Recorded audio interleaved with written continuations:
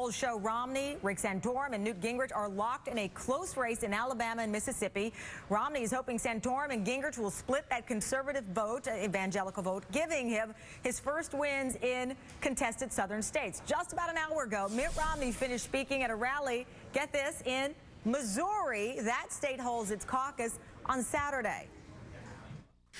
If I become president of the United States, my job is going to be to make sure that you get great jobs, that we have good incomes again, that we get gas prices down and keep our money here in this country, that we cut the size of the government and balance our budget and rebuild a military that's second to none in the world.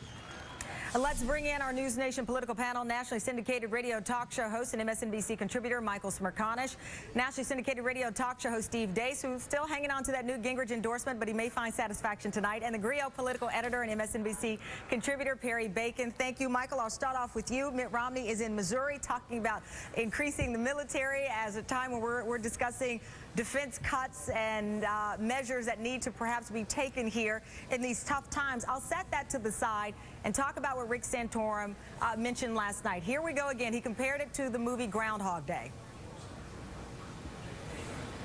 Michael? Yes. What do you think? Is it Groundhog Day?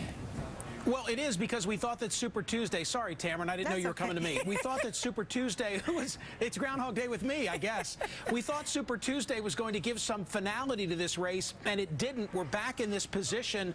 And frankly, as I look at the calendar, I think we're going to be in this position for another month, because the Pennsylvania primary looms large on the 24th of April. I cannot see any scenario where Senator Santorum gets out of this before he collects his chips from the Commonwealth. Newt Gingrich, he's got to win down south tonight, or I don't know how he can possibly stay in. Steve, our first read team points out that when you look at the demographics of Alabama and Mississippi, they fit either Newt Gingrich or Rick Santorum. These are folks who make less than $100,000. Most of them did not go to college. They are evangelical Christians. And when we look at the prior contests, those are not the people who vote for Mitt Romney. But on the flip side, he's outspent Santorum 4-1, Newt Gingrich 3-1. Again, this same storyline here, but a well-respected Republican who's coming up later, Jimmy Williams, is putting his money on your guy, Newt Gingrich, tonight to win both of these states.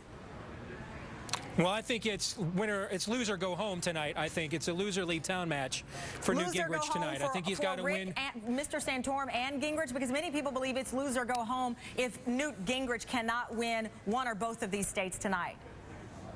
No, I'm specifically talking about the candidate that I've endorsed, Newt Gingrich. I think he's got to win tonight, especially after he called his shot earlier this morning and saying Romney's going to lose and only win a third of the delegates that are on the line tonight. So I think he definitely has to deliver. And I'll go one better than Michael, because very few people in the media, I think, are actually running these delegate numbers.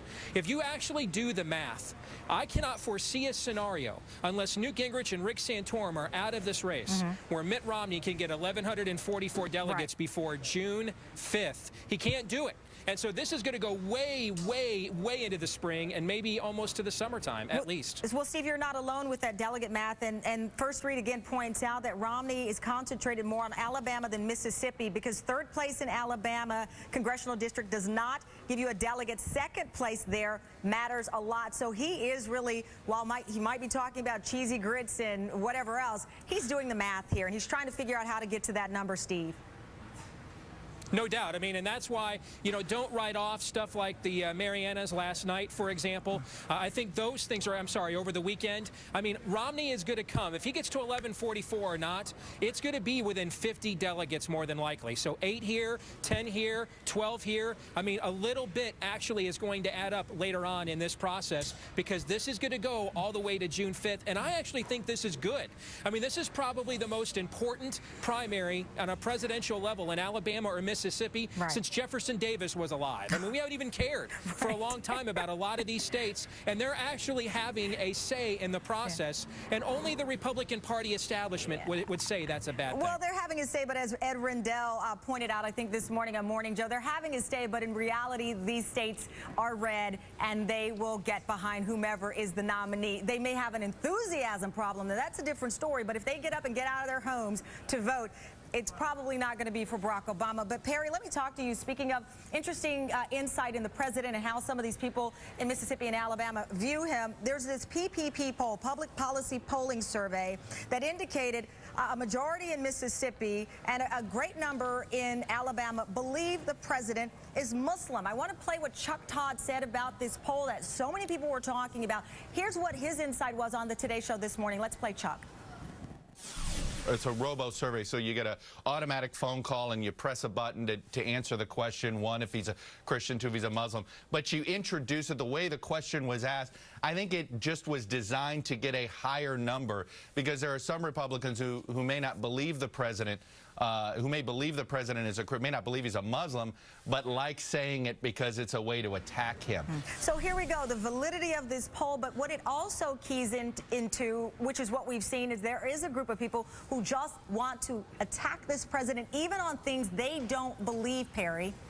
I think if you remember on our air a few weeks ago, Franklin Graham made the same point, basically wouldn't say the president was a Christian, kind of used Muslim, kind of implied he wasn't a Christian and was a Muslim. So I think a lot of Republicans who don't like the president use this as a way to frame that. So I don't make much of the poll in terms of, I think if you actually talk to these voters, they probably remember Reverend Wright, they remember, you know, Obama's pastor was criticized, Obama's Christian pastor for source was criticized in 2008. I think it's more as a proxy for Obama hate and dislike than anything else. Michael, what's your take on this? Chuck Todd makes the point this is a robocall. They, at least in his observation, it is possible that that call was just trying to hit a hot button, you know, get people going, for lack of a better description, on this Muslim issue that they know is not true. Well, it's conceivable to me that people could have used this just as a means to diss the president. Obviously, there's nothing good that comes out of it for the president. But what it reminds me of is this new ABC News Washington Post survey, where if you go into the internals, it shows the passion that those who are in strong disagreement have as compared to those who are in strong agreement. Bottom line, those who strongly disagree outnumber those who strongly agree. There's some folks out there, Tamron, who have a strong dislike for the President of the United States. That's the bottom line. All right. Thank you all. I wish we had more time. Perry, Steve, we'll see you later. Michael, thank you as well. Get back to talking to your many fans on the radio. Thanks, Michael.